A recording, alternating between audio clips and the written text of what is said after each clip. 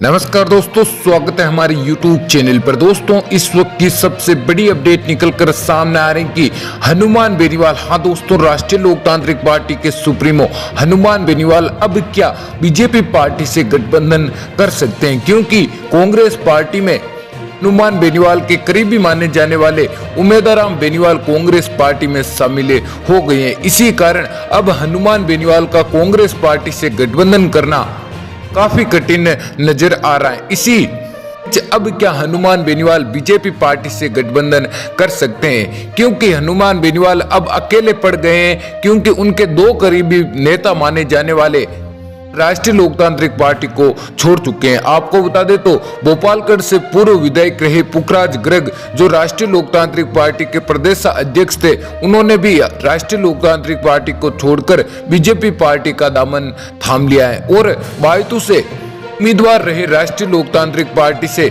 उमेदराम बेनीवाल ने भी कल आरएलपी को छोड़कर कांग्रेस पार्टी में शामिल हो गए। इसी बात को लेकर अब हनुमान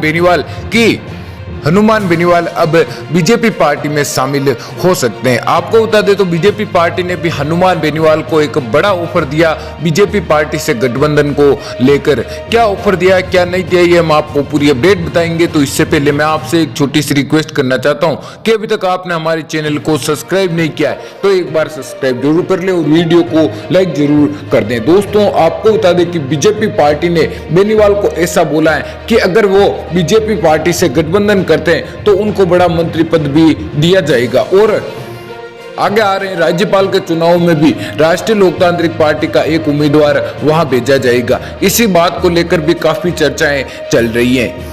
आपको बता दें तो राजस्थान में राष्ट्रीय लोकतांत्रिक पार्टी के सुप्रीमो और खिंवसर विधायक हनुमान बेनीवाल अब आप अपनी पार्टी राष्ट्रीय लोकतांत्रिक पार्टी में अकेले पड़ गए हैं, क्योंकि उनके दो खास नेता माने जाने वाले अब राष्ट्रीय लोकतांत्रिक पार्टी को छोड़ चुके हैं।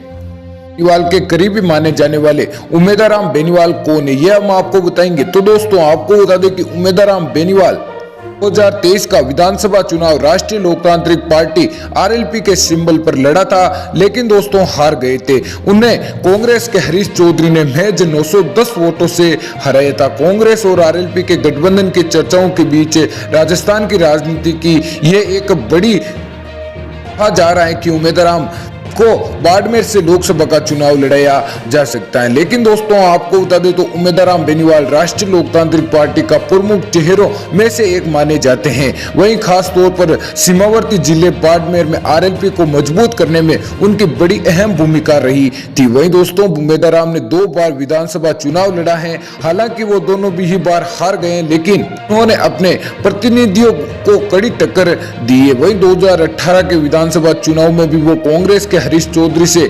13,813 वोटों से हार गए थे। लेकिन 2023 में उन्होंने कांग्रेस के हरीश चौधरी को कड़ी टक्कर दी। इस चुनाव में हरीश चौधरी को 76,821 और उमेदराम को 75,911 वोट मिले थे और उमेदराम महज 910 वोट हार गए थे। भाजपा प्रत्याशी को यहां तीसरे नंबर पर चला गया था उमेदराम बेनीवाल, जो हनुमान बेनीवाल के करीबी माने जाते हैं। लेकिन दोस्तों, आपको बता दें तो पहले ये भी चर्चाएं चली थी कि अब राष्ट्रीय लोकतांत्रिक पार्टी और कांग्रेस पार्टी का बड़ा गठबंधन देखने को मिल सकता है। तो ये क्या रही रणनीति, आपको बताएं कि पिछले किसान आंदोलन के समय हनुमान बेनीवाल भाजपा नित एनडीए गठबंधन से अलग हो गए थे। उसके बाद चर्चा हुई कि विधानसभा चुनाव में बेनीवाल और कांग्रेस का गठबंधन हो सकता है, लेकिन ऐसा नहीं हुआ। इस बार भी लोकसभा चुनाव के लिए कांग्रेस और आरएलपी के गठबंधन की चर्चाएं थी, लेकिन ऐसी खबरें आई कि कांग्रेस के भीतर बेनीवाल से गठबंधन को लेकर एक राय नहीं है। आरएलपी कांग्रेस से बाड़मेर लोकसभा सीट मांग रही थी, लेकिन इस अपार समझौता नहीं हो सका। ऐसी भी खबरें थी कि कांग्रेस के मजबूत जाट नेता सीधे तौर पर आरएलपी से गठबंधन नहीं करना चाहते। आरएलपी भी उमेदवार बेनीवाल को ही बाड़मेर से चुनाव लड़वाना चाहती थी। अब उमेदराम बेनीवाल कांग्रेस पार्टी में शामिल हो गए और उनको अब की बार कांग्रेस पार्टी बाड़मेर और जैसलमेर सीट से लोकसभा का चुनाव लड़ाएगी और वहां पर किसके बीच टक्कर होने वाली है, ये हम आपको बताएंगे। आपको बता दें तो उमेदराम बेनीवाल बाड़मेर में खास लोकप्रिय नेताओं में से शामिल हैं और वही लोकसभा चुनाव को लेकर सोशल मीडिया पर भी चर्चाओं में और खास युवाओं में बेहद चर्चित नाम है। ऐसे में बाड़मेर लोकसभा सीट से भाजपा ने पहले ही केंद्रीय कृषि एवं किसान कल्याण राज्य मंत्री कैलाश चौधरी को फिर से उम्मीदवार बनाया है। उनके उम्मीदवार बनाए जाने पर उसके बाद ही बाड़मेर जिले की शिव विधानसभा सीट से निर्दलीय विधायक रहे रविंद्र सिंह भाटी भी निर्दलीय चुनावी मैदान में ताल ठोक रहे हैं। भाटी को जबरदस्त जन समर्थन मिल रहा है। वहीं उम्मीदवार के कांग्रेस में शामिल होने और उन्हें उम्मीदवार बनाए जाने की चर्चाओं के बाद बाड़मेर जैसलमेर की राजनीति में जबरदस्त हलचल मची हुई है। ऐसे में इस बार इस लोकसभा सीट के मुकाबला देखने को भी मिल सकता है। आपको बता दें तो राजस्थान में बात करें नागौर लोकसभा सीट की, तो दोस्तों नागौर लोकसभा सीट से क्या हनुमान बेनीवाल बीजेपी पार्टी से गठबंधन करके चुनाव लड़ सकते हैं, लेकिन अब की बार ऐसी उनकी कोई रणनीति नहीं है, क्योंकि बीजेपी पार्टी ने पहले ही नागौर लोकसभा सीट से ज्योति मिर्धा, हाँ दोस्तों ज्योति मिर्धा जो पहले कांग्रेस पार्टी में शामिल थी, वो बीजेपी पार्टी से गठबंधन करके विधानसभा का चुनाव नागौर विधानसभा सीट से लड़ा था।